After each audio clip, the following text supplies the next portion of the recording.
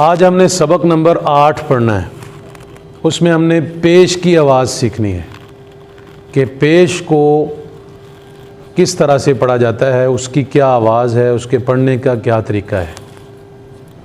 सबसे पहले ये बात जहन में रखें कि पेश हमेशा हरफ के ऊपर आती है, नीचे नहीं आती। और दूसरी बात यह है कि पेश की अदायगी का जो तरीका है, जैसे हमने उसकी पहले ज़बर की आवाज़ सीखी कि मुंह को सीधा खोलते हैं, ज़ेर की आवाज़ में होंठों को नीचे झुका कर पढ़ते हैं, और पेश की आवाज़ को पढ़ते हुए होंठों को गोल करते हैं, होंठों को गोल करते हैं, गोल करके पढ़ते हैं। पहले नंबर पर यह है कि इसको पढ़ते हुए होंठों को गोल करना है, जैसे बू, सू, जू, हू, खू, होंठ मुस्तकिल गोल हो रहे हैं। और दूसरी बात यह है कि इसको मारूफ पढ़ना है, मजहूल नहीं पढ़ना। बाज़ बंदे पढ़ते हैं बो, वो नहीं सही, बू, ठीक है, इसकी अदायगी पूरी करनी है, बू। इसी तरह बी को पढ़ते हो बी, बे पढ़ते हैं बाज़ लोग। इसी तरह ज़बर की अदायगी में भी बाज़ लोग मजहूल पढ़ते हैं।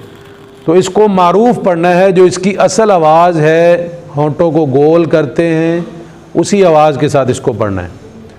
और होंठों को गोल करते हुए जितना दायरा ज़्यादा होगा, यानी जितने होंठ आप ज़्यादा गोल करेंगे, उतनी ही अच्छी इसकी अदायगी अदा होगी।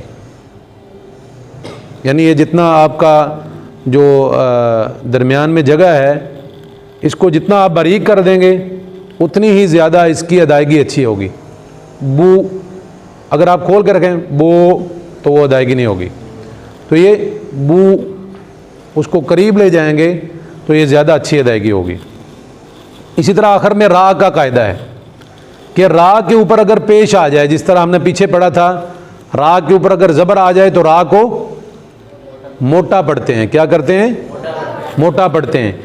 इसी तरह रा के ऊपर पेश आ जाए तो फिर भी रा को पुर पढ़ते हैं। पुर पढ़ते कहते हैं कि मोटा पढ़ते हैं। पुर का मतलब ये है, रा को मोटा पढ़ते हैं।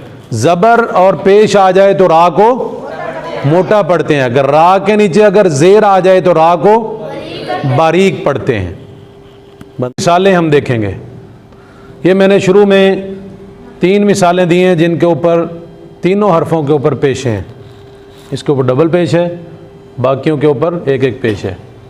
उसके बाद पेश की भी दी है, ज़ेर की भी दी है, और ज़बर की भी मिसाल दी है। ये सारी ऐसी मिसालें बाकी, क्योंकि हमने ज़बर, ज़ेर, पेश और सब कुछ पढ़ लिया है, तो इसलिए हमने यहाँ पर ये सारा कुछ सीखना है। ये सब की आवाज़ें सीखनी हैं।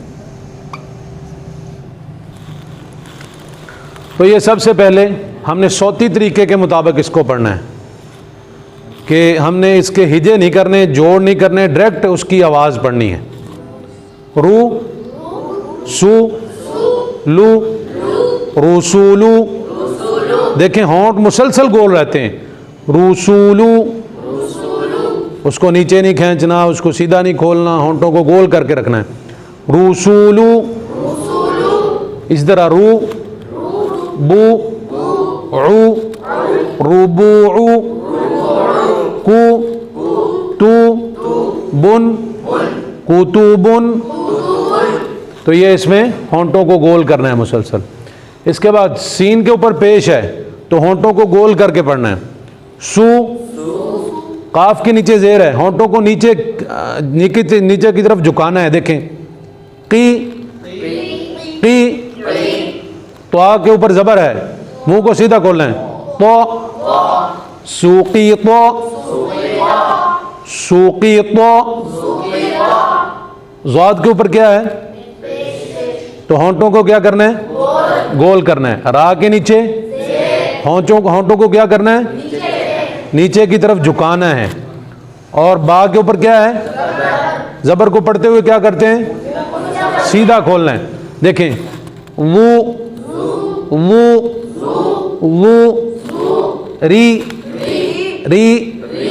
बा, वुरीबा,